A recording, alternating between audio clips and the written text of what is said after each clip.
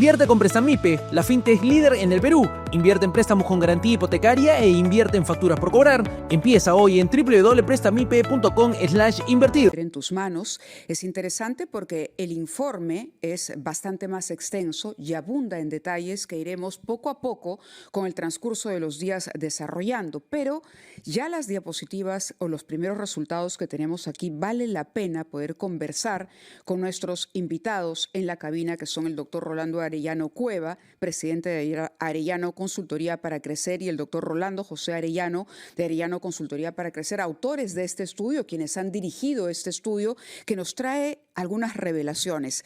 Pero me quedo con lo que decía Catalina también en la nota, es decir, revelaciones de las que empezamos a ser conscientes y que se podrían convertir en una maravillosa oportunidad para cambiar nuestro destino si entendemos y empezamos a tomar conciencia y nos informamos sobre todo oportunamente. Bienvenidos y muchísimas gracias por traer los resultados de este estudio, que es el primero de su tipo que se lleva a cabo. ¿Correcto, Rolando? Así es, Mávila. Muchas gracias. Sí, creo que hasta ahora nos hemos preocupado mucho por los candidatos y es importante preocuparse por los candidatos, por tener mejores candidatos. Pero creo que es importante también ver el otro lado de la ecuación. Cada vez que hay una elección, igual que cuando compra algo, hay dos partes, o sea, la oferta y la demanda. Y en este caso tenemos una oferta que va a ser muy variada, especial, 43, para el caso de las elecciones presidenciales, 43 partidos, etcétera, lo que hace que se necesite tener el lado de la demanda, es decir, de los votantes, mucho más preparada. Y lo que nosotros vemos es que eso no ha sido la evidencia hasta hoy. Entonces necesitamos prepararnos muchísimo más como votantes, ¿no? Ver el lado de los votantes, porque si no nos responsabilizamos de eso, los resultados pueden ser muy, muy malos para la población. Somos más de 27 millones de peruanos los que estamos habilitados para votar en las elecciones generales de 2026. Rolando José, la primera pregunta que ustedes plantean, o la primera que tenemos aquí para desarrollar, es ¿qué tan importante se considera votar para elegir a un presidente de la República? ¿No? Muy importante, el 38%. ¿Qué nos revela una respuesta como esta? Si bien es cierto, hay un grupo también abultado. 44% dice importante, 9% dice algo importante, 5% dice poco importante y 4% dice nada importante. Llegamos a la conclusión de que ¿nos importa o no nos importa? ¿O cómo leer, digamos, el detrás de estas respuestas? Mira, creo que aquí el gran hallazgo es, nosotros todos sabemos lo fundamental que es este proceso electoral y elegir bien a nuestras autoridades, y el ciudadano no está en coherencia con eso. Es decir, algo tan relevante para ellos, solo para un tercio de los ciudadanos lo considera de esa manera, ¿no? Por lo tanto, en los otros casos puede haber cualquier razón que justifique no hacer su tarea adecuada. Es decir, no informarse adecuadamente al respecto, no conversar adecuadamente al respecto y discutir. Y eso es crítico, porque más aún, si es que algo no nos importa, no le prestamos la energía y el interés debido y el esfuerzo correspondiente para hacer una buena elección. Claro, ahora desde el punto de vista positivo, digamos, esperanzador de los resultados, sabemos que hay 2,5 millones de electores nuevos que van a participar. Y en otro momento del estudio se señala que son los jóvenes aquellos que van más entusiasmados. Por lo tanto, imagino yo que para ese sector de la población es importante, porque finalmente por primera vez van a un ejercicio de elección. En el segundo cuadro, ustedes ya hacen una diferencia por regiones, pero antes me podrían dar o hacer algún comentario sobre lo que acabamos de decir. ¿Qué pasa? Evolucionamos, nos entusiasmamos, tenemos DNI, vamos a nuestra primera elección, pero poco a poco, con el paso del tiempo, nos vamos desencantando de esa responsabilidad, pero que al mismo tiempo es un derecho y una oportunidad. Rolando. Sí, claro. Lo bueno de estos datos es de que la desesperanza es en los mayores, ¿de acuerdo? pero el futuro está en los jóvenes, ¿no? Y los jóvenes, en lo que estudiamos, están muchísimo más esperanzados en la posibilidad de cambiar el país con el voto. Son mucho más conscientes que los que somos un poco más, hemos vivido un poco más de que la posibilidad de mejora está dada por nosotros mismos. De hecho, los jóvenes, por ejemplo, son los que más confían en las autoridades. La mayoría de nosotros desconfiamos, ellos vienen con una mirada más fresca y también son los que piensan un poco más su voto. Claro, ahora desconfiamos porque, caramba, nos hemos decepcionado. Los mayores hemos visto varias elecciones y vamos cargando una decepción. Pero también es cierto que lo bueno de la juventud es que la juventud tiene esa fuerza y ese convencimiento de que se puede ir al cambio. Algo que perdemos, ya sea por la decepción o lo que fuera, pero ¿cómo capitalizar? Porque también es cierto, digamos, que las fuentes de información para esos jóvenes electores que van a estrenarse en el ejercicio, en el derecho de la elección, digamos, no están siempre a la mano. Correcto, y ahí hay una situación compleja porque ellos declaran, y como muchos sabemos, estar muy conectados a las redes sociales como una de sus principales fuentes de información. Pero ahí ellos también reconocen dos cosas, ¿no? Primero, que hay una alta tasa de desconfianza respecto a esa información que se les presenta. Casi un tercio de ellos dice, lo que me llega no necesariamente puede ser verdad. Y lo segundo es que ya es una desconfianza generalizada respecto al mensaje. ¿Por qué? Porque ya más del 50% declara lo que me digan los políticos difícilmente se va a cumplir. Entonces, es un panorama de información del cual es muy difícil tomar decisiones correctas, ¿no? Y es algo que también tenemos que aportar. Y cuando hablamos de fuentes de información, ¿cuál tiene mayor credibilidad? Lo que hemos visto es que los medios tradicionales, la televisión, la radio, son los que hoy en día gozan de mayor nivel de credibilidad. Y para votar la gente se informa básicamente a través de esos medios, porque ahí también tenemos un problema de ley, ¿no? Es una de las fuentes más importantes, pero la verdad de las verdades es que la principal fuente de información es el conversar con tu familia y amigos. Correcto. Es decir, es la influencia de terceros más que una fuente primaria de información. Adicionalmente a eso, las redes sociales son muy importantes también, pero también son las que tienen, digamos, menos nivel de confianza. O sea, los jóvenes, en general, la gente usa las redes sociales, pero tiene mucho miedo a las fake news y a todas las informaciones Claro, por eso distorsionadas. ustedes decían al inicio, cuando les preguntaba cómo se informan, ustedes decían que los medios formales tienen todavía, digamos, esa mayor confianza por parte de la gente cuando busca información, porque cada vez somos más conscientes, y no hablo solo por los jóvenes, de que en las redes, ahora con la inteligencia artificial y la cantidad de fake que hemos ido poco a poco registrando, hay que buscar información con credibilidad.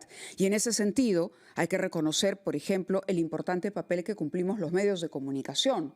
La radio en particular, en el interior del país, por ejemplo, tiene una penetración importantísima. De ahí el compromiso que hemos suscrito como radio, como RPP, a través justamente de esta iniciativa El Poder en tus Manos. Analicemos lo que ocurre en regiones. Cuando trasladamos la misma pregunta para si es importante o no es importante votar para elegir a un presidente. Todavía no tocamos el tema del Congreso porque yo he dicho ya que el estudio es bastante amplio y que vamos a concentrarnos en esta primera conversación en algunas respuestas. Por presidente, ¿qué notan ustedes al interior del país? ¿Hay diferencias que se pueden analizar importantes entre un elector de la costa, un elector de la sierra y uno de la selva?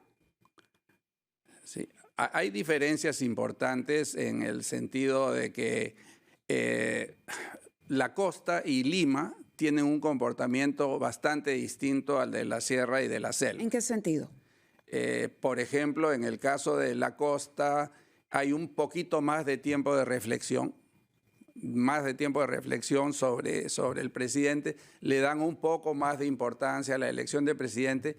La sierra más y la selva son un poco más desesperanzados, o sea, creen mucho menos en la política y mucho menos en las autoridades, y por lo tanto eligen un poco más tarde, ¿no? Ahora, lo mismo se ve en la importancia que le dan a la elección, ¿no? La sierra, por ejemplo, solo 33% de la Solo gente 33. piensa que es muy importante elegir a un presidente. Es como decir, oye, si es importante para ti elegir a un gerente de una empresa y que solo 1 de cada 3 trabajadores diga sí, es muy importante, ¿no? ¿Acaso el ejemplo que nos alcanzaba durante la nota, te escuchaba, Rolando, cuando decías, ¿cuánto tiempo nos tomamos para elegir un celular o cuánta importancia le damos, digamos, cuando ya nuestro celular dejó de funcionar, la batería no dura y debemos cambiar nuestro aparato?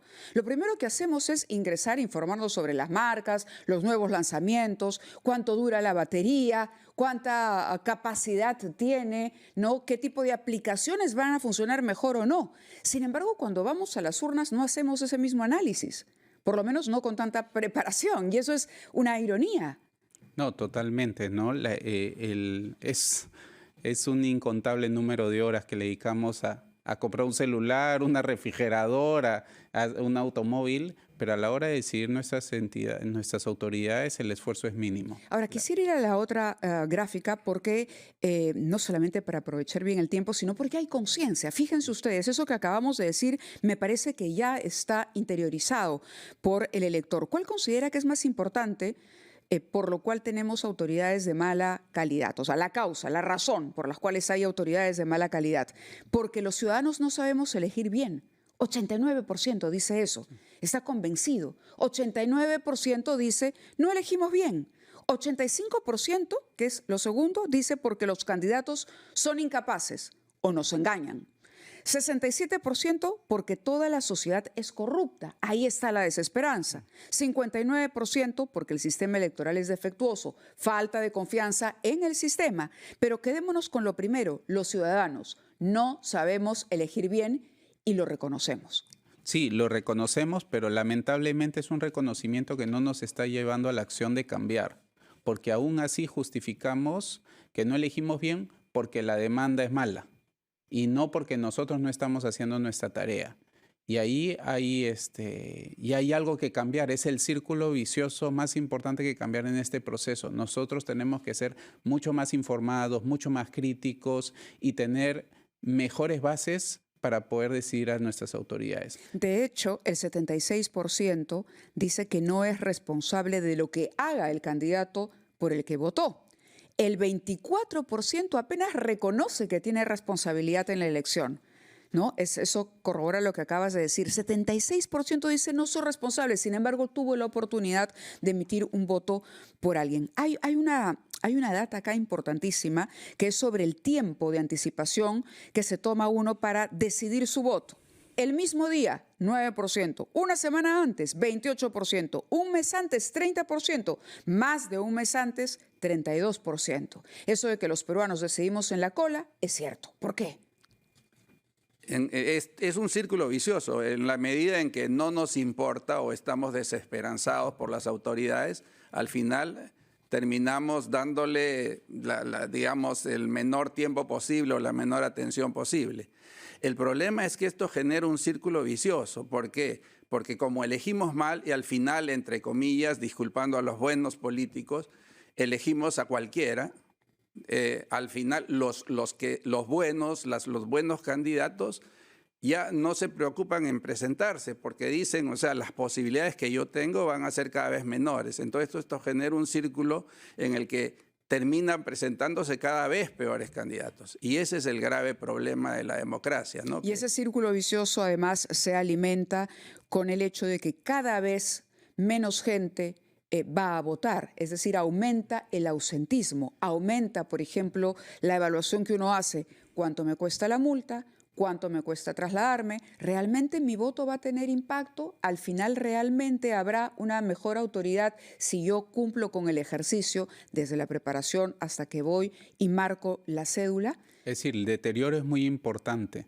Desde los que ya deciden no ir a votar, que ya estamos llegando al 30% de los peruanos, pero luego los que vamos a votar es más del 50% que lo hace por obligación. Entonces eso también refuerza el tomar la decisión a último minuto. Pues como estamos obligados no vamos a ir a no marcar nada. Entonces, ¿qué marco? Y preguntas o te informas de manera muy ligera simplemente para ir a cumplir un acto obligatorio, ¿no? Y eso degrada la calidad de las autoridades que tenemos y entramos a un círculo vicioso que tenemos que romper. Tenemos que romperlo y yo creo que tenemos la oportunidad.